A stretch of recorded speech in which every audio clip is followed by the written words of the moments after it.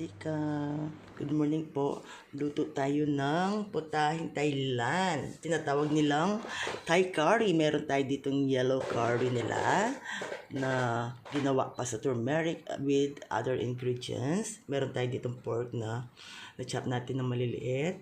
Meron tayong basil. Ayan, yung eggplant na bilog. Bawang sibuyas lang gagamitin. Meron tayong coconut milk.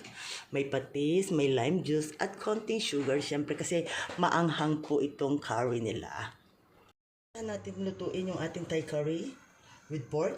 So, nagpainit na tayo dito ng kawali with konting mantika lang po siya. Unahin natin yung bawang at sibuyas. Napakadali lang pong lutuin ito. Napakasimple lang pero masarap po siya. So after nung naigisa na natin siya, luto ng bawang sibuyas, isang kutsara ng Thai curry nilang gagamitin ko. At konting trivia lang po. Alam niyo ba yung Thai curry nila, kahit isang taon pa umabot, basta nasa loob lang ng fridge, hindi po nasisira. Ang ganda. At saka dito ko na rin natutunan magluto nito. Kasi wala man nagturo sa akin. Pag bumibili po ako, tapos inaalam ko lang kung ano yung ginagamit nila, no? Hanggang yan natutunan ko na ako na mismo nagluluto.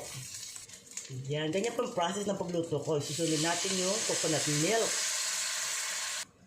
Tapos, pag nagmantika na siya, doon natin ilalagay yung ating pork at lulutuin natin siya dito.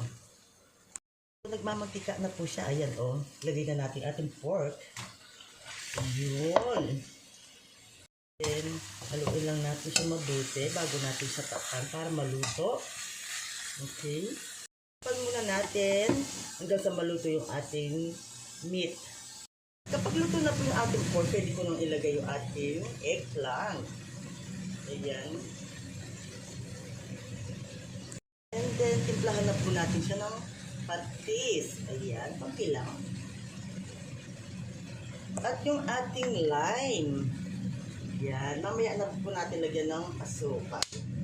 Okay? Ilang natin. Tapos, takpan natin siya ulit. Baga yung ating gulay.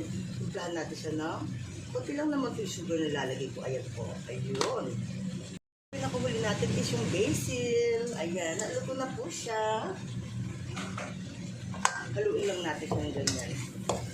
Kasi yung basil hindi naman kailangan lutuin dahil masarap po yan na fresh. Okay, thank you for watching po ang ating Thai curry.